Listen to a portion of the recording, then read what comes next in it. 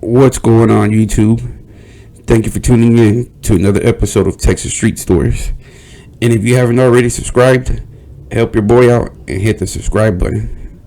On today's episode, we'll be talking about Federico Gomez Carasco, Mexican Mafia member that took control of a Texas prison for 11 days. Federico Gomez Carasco was born February 10th, 1940, was an American drug baron of Mexican descent. Based in Nuevo Laredo, Carasco was the most powerful heroin kingpin in South Texas during his prime in the late 1960s and early 1970s. He had been cited as the biggest and deadliest drug lord on the Texas-Mexico border, overseeing a cocaine and heroin empire that stretched from Guadalajara to San Diego, California, and Chicago, Illinois. Fred had left a bloody trail from San Antonio to Nuevo Laredo to Guadalajara and back to San Antonio again. Estimates about the number of men Fred had either killed or ordered killed range from a high of 57 to a low of 40. His first was when he was 18. A young girl lured a man out of a San Antonio dance hall and Fred shot him. Antonio de la Garza, who would later be a lieutenant in Fred's heroin smuggling operations, witnessed the killing. That was in 1958. In September of 1971, Fred had de la Garza killed. He chose another lieutenant, Pete Guzman, for the job. Guzman not only killed de la Garza, but also mutilated his pregnant wife. About a year later, after Guzman had started bragging that Fred was now taking orders from him, he was found in a ditch in Mexico, dead from 45 bullet wounds. Many of Fred's killings were like that: murders of gang warfare, murders in response to real or imagined affronts, murders of discipline within the gang, and no amount of friendship or service was insurance against Fred's bloodlust. The murdered de la Garza had known and worked with Fred for 15 years. So he killed him after 15 years, you know what I mean? Even after he seen him catch his first body, I guess didn't feel comfortable him knowing that. Fred served 2 years for the dance hall murder and was paroled in 1961. Oh, so he didn't kill him for the murder, so he just probably killed him for something else. Because they said he only got 2 years for that dance hall murder, which is not bad. 2 years for a murder, 1961. Give me 5 of those. In April of 1962, he received 8 years for possession and sale of heroin. After serving 5 years of that sentence, he was paroled in 1967 and returned to San Antonio for the next 5 years. He and his gang, who called themselves the Dons, dealt in increasingly large amounts of heroin, while Fred, now a fugitive for violating his parole, split his time between San Antonio and Nuevo Laredo. His presence on the border ultimately caused open warfare as Fred tried to expand his power over two older Nuevo Laredo gangs, the Catans and the Reyes Pornidas. The fighting became so violent and so open that in the spring of 1972, the Mexican government sent squadrons of federal troops into the city. The rival gangs were by this time either arrested or dead in exhausted disarray, and by the fall, the fighting was over. Fred found himself caught between what was left of the two older gangs and the federales, and he got into further trouble with the Mexican underworld when a member of his gang got arrested and started spilling trade secrets to the authorities. Fred moved on to Guadalajara, where the final sequence of events that culminated in the Huntsville siege really began, and where Fred's only redeeming quality, his devotion to his wife, first became publicly. What happened in Guadalajara was that Fred and the assorted gang and family members were arrested on September 20, 1972, with 213 pounds of heroin, that's street value $100 million, maybe 100 million back then. You know, it's probably 213 pounds of heroin is probably worth a lot more than that right now. And enough guns for a whole army of banditos. Fred's wife Rosa was also captured in this haul, but Fred had no respect for any man who would let his wife languish in jail. Which, who wouldn't, you know? I'll take the charge for my wife any day.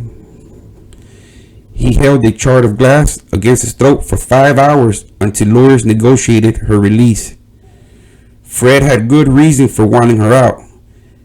His half-brother Roberto Zamora Gomez was found dead in his cell, hanging by the neck from his own belt. Even though that belt had been confiscated when Zamora was booked. Fred accused prison officials of murder. In December, Fred escaped. 4 Confederates from San Antonio drove to Guadalajara with bribe money, and Fred made it through the gate hidden in the laundry truck. Well, that's nothing normal. You know, you can always go to Mexico and pay your way out. You know, he was locked up in Mexican prison or jail. His buddies went up there, had some money, paid the ransom. Not really the ransom, but I guess the ticket, whatever they were, you know, whatever they were asking for his release. They went up there and paid it. He headed straight to San Antonio.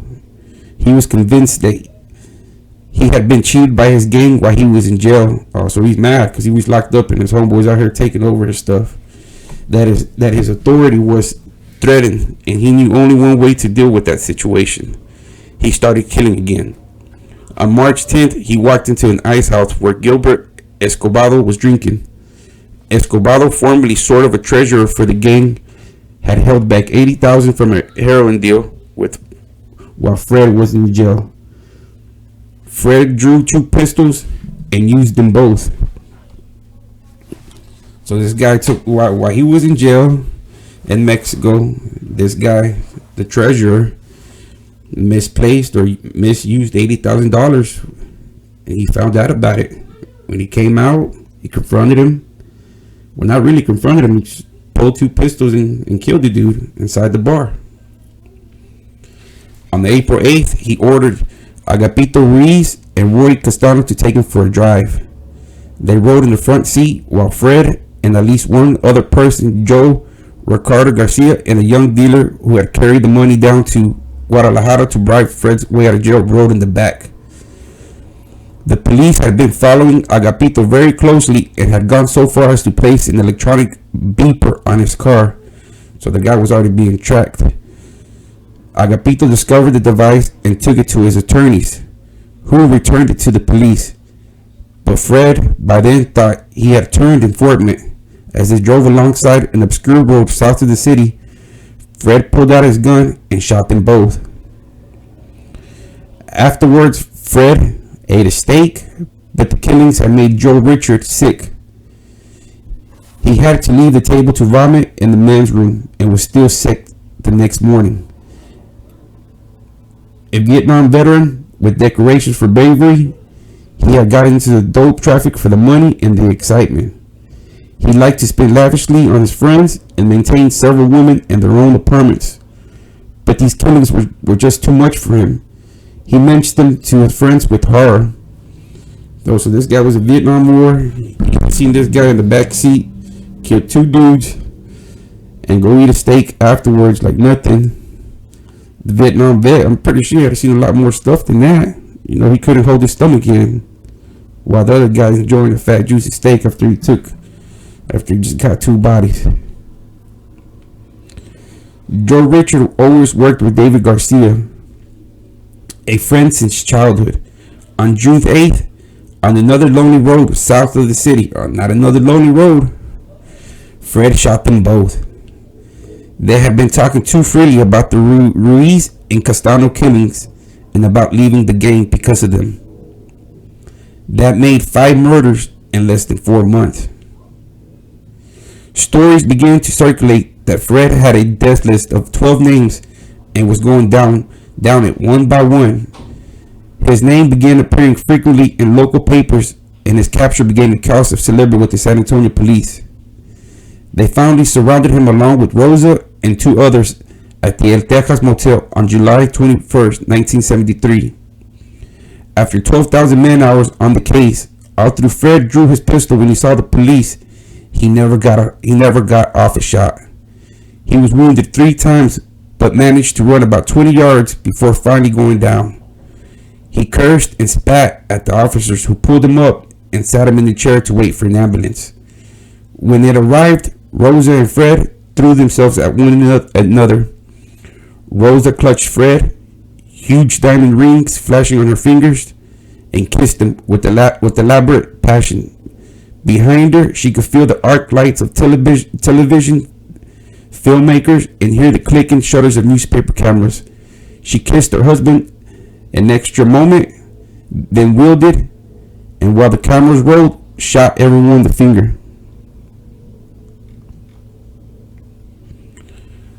So now, this old lady, I guess she was down for him, you know what I mean?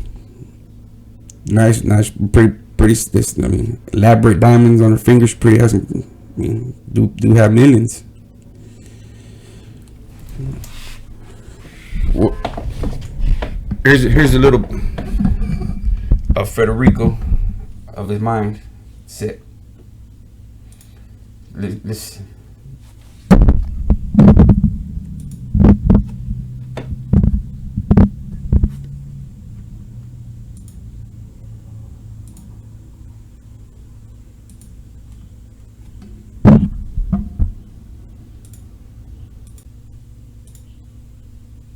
Horizons and all that sort of thing, and reading interest, and it's just a sad thing that has happened.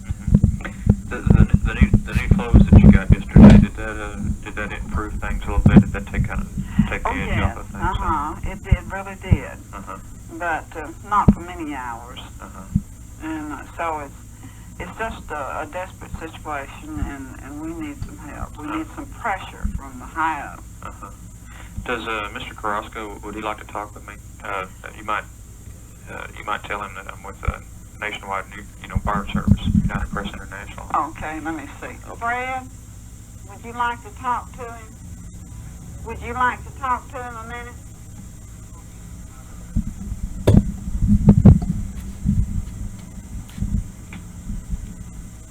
We just like everything reported the way it is, right. And no false pretenses or right. That's what we try to beating do. around the bush or telling things the way it's not telling things the way it's said, and that's what we appreciate. Okay. Okay. Well, very good.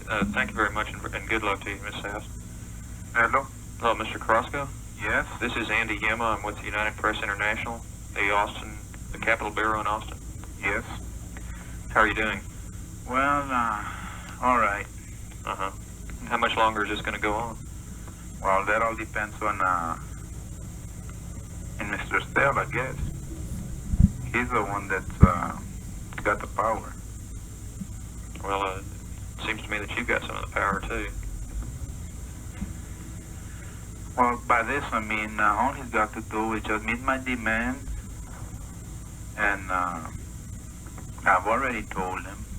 I've already talked to the people here that all he's got to do is just meet my demands, and when I leave here with my companions, of course, which are 2, because there's 4 other inmates, but they have nothing to do with the escape. Then what you hope to gain in the long run by all this is just to get your freedom? Is that it, or is it more than that? Do you hope to become some kind of a hero or something? No. What do you mean by becoming a hero? Well, obviously you're in the papers all over the country, and Does that make me a hero? Well, it makes you. Have you ever been locked up yourself? Pardon me? Have you ever been locked up yourself?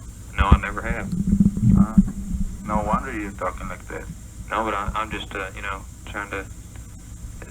I'm just trying to find out what you hope to gain by all this. Is it simply your freedom? Is that it? That's right. Would you like to go to some part of the world where you're not known? Is that what you want to do? Or? I just plan to go to another place, that's all. But the thing is that I'm trying to get across is that if the demands are met, the people will not be harmed.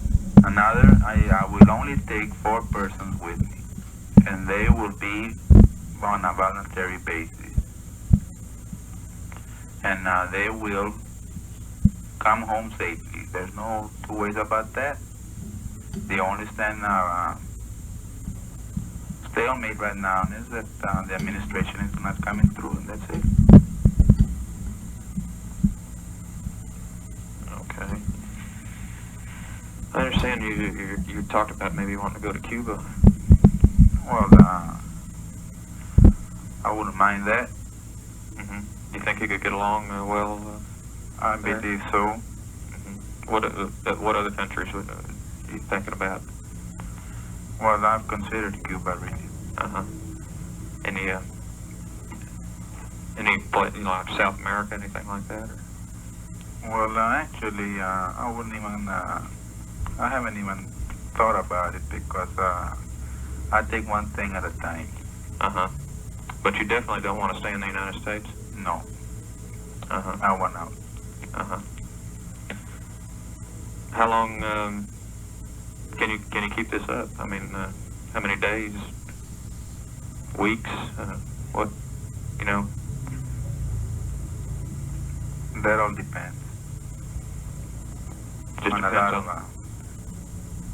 lot of things. I mean, it's hard to say. I've been interested in to know, what kind of people do you look up to? Who are your heroes? Who are your people that you admire? You know, people in public life or even in private life that you respect and admire.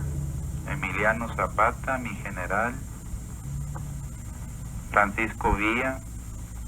That's Pancho Villa? Don Francisco Villa. Those are my heroes. And Lucio Cabañas. Lucio Cabañas. I'm sorry, I'm not familiar with that one. Who is this? He's fighting the government in Mexico right now.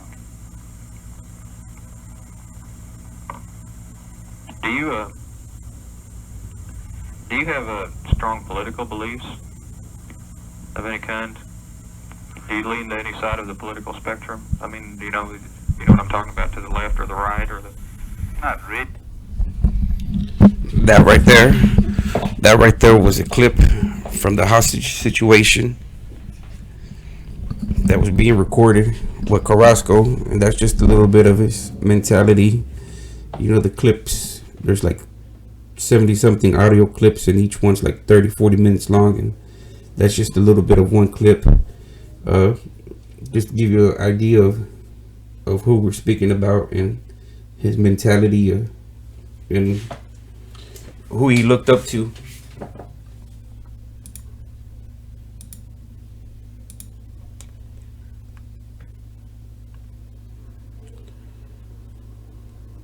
So it seemed like it was a pretty wasn't a bad hostage. I mean, you could, from what you could hear from one of the hostage ladies, she was real calm. You know, she was trying to make it seem like, hey, telling the news reporters, don't make it seem worse than what it really is, when it really isn't.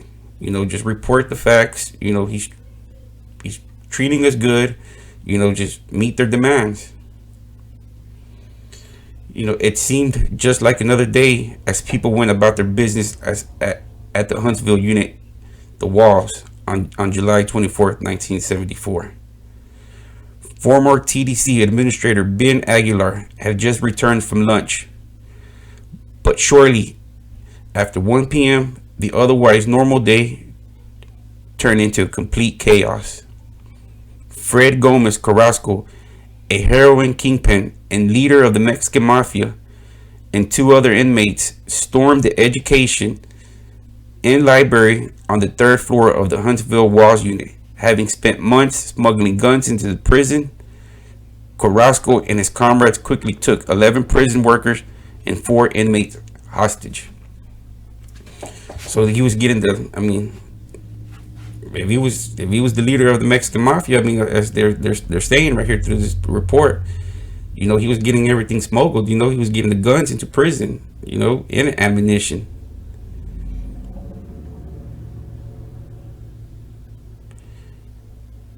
It was at that time TDC officials called Aguilar, who was working in the former administration building across the street, and put him right in the middle of the standoff.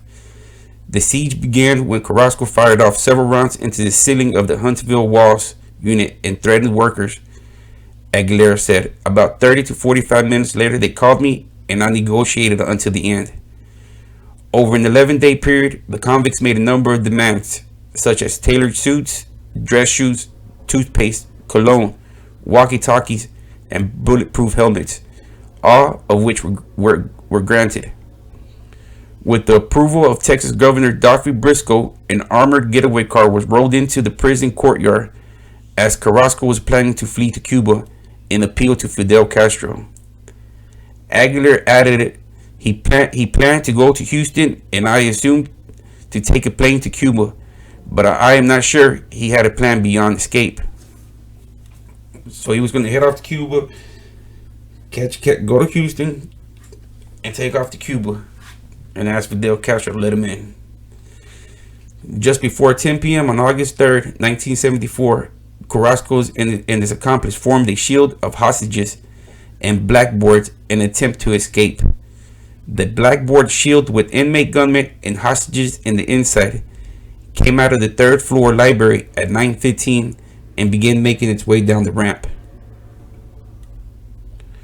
Halfway down the ramp, they were intercepted by a team of TDC officers, Texas Rangers, and agents with the Texas Department of Public Safety.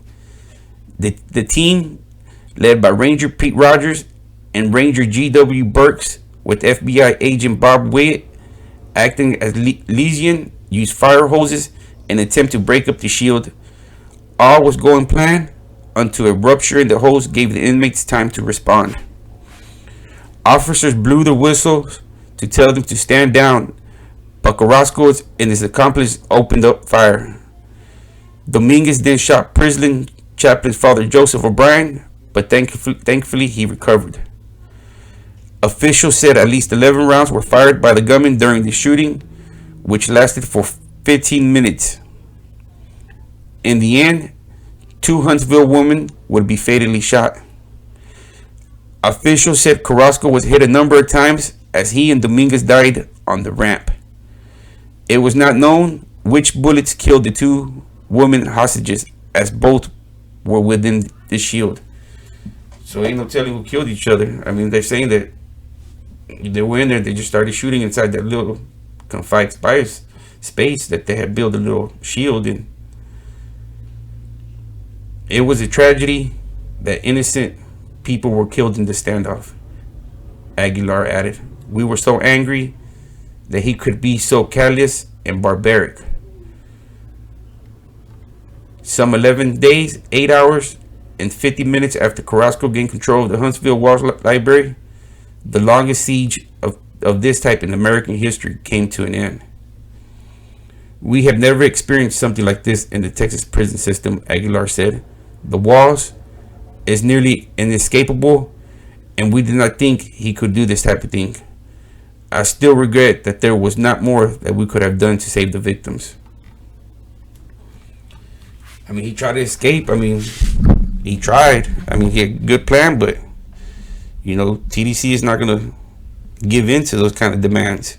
You know, they said it before, you know, if they would have did it one time, you know, that wouldn't be the only time inmates would try to take over. They would have gave in to the demands, and they would have had more of these situations occurring throughout the years. Sorry for the people that passed away, you know, but this is just the way of the crime. You know, he chose to live his life that way. You know, I guess everybody decides the road they want to be on. You know, thank you for tuning in. And if you haven't already subscribed, help your boy out and hit the subscribe button. And I end this like always. Just be yourself. You know, at the end of the day, you don't want to end up or doing something that you regret doing for not being yourself. So it's real simple. Just be yourself.